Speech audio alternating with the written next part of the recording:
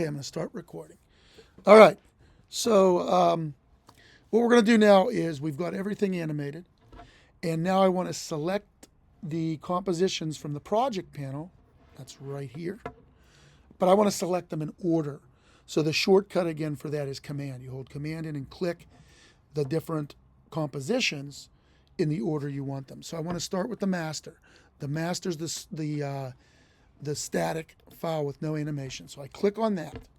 Then I command click through the order. Remember, the individual animations, you can put them in any order, but they have to be between the master comp and the comp with all the animations in it. So I'm going to start command clicking. I'm going to go to position, command click. I'm going to go to scale, command click. Rotation, command click.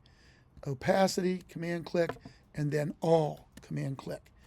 Once I select them all in the right order, I click them and I drag them to the new comp button right here. Still in the project panel, it's the little RGB film strip. I click on that. This window opens up. It says new composition from selection. Under the create area, I want a single composition. That way it'll put them all in the same comp. And then down below, I want to make sure I check sequence layers. If I don't do that, they're going to be stacked on top of each other. That's not going to work. So I hit OK. And now it opens up down in my timeline at the bottom here. And I just want to kind of preview it. I'm just going to scrub through it. So I have my first 10 seconds, static text. My next 10 seconds, it's the position animation. The next 10 seconds, it's the scale animation. After that, the rotation animation, 5 seconds of the opacity animation, and then finally all of them. So I have roughly a 55-second timeline.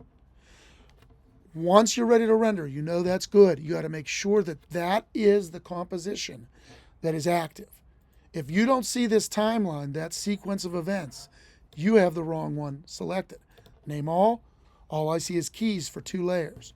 So make sure the master, the new comp you made based upon all the compositions nested together, make sure that's active.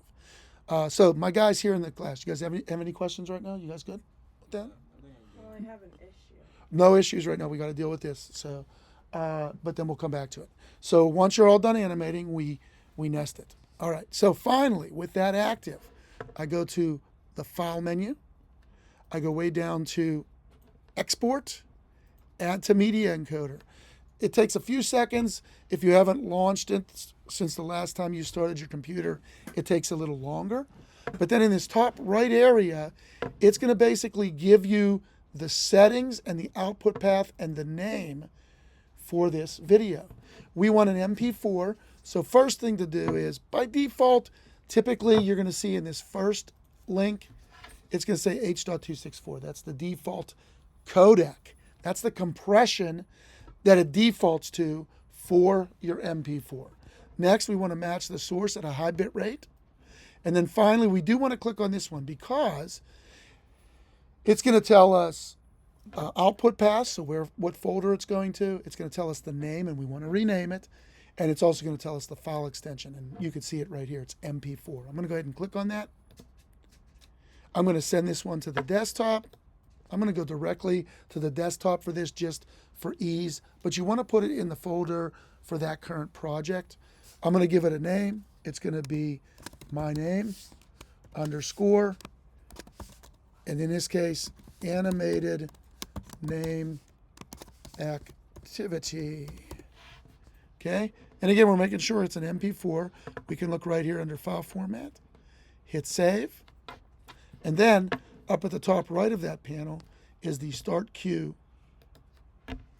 It's going to show a little preview down at the bottom right. It shouldn't take long because this isn't a complex animation. Now, once you do that, guys, you're pretty much done.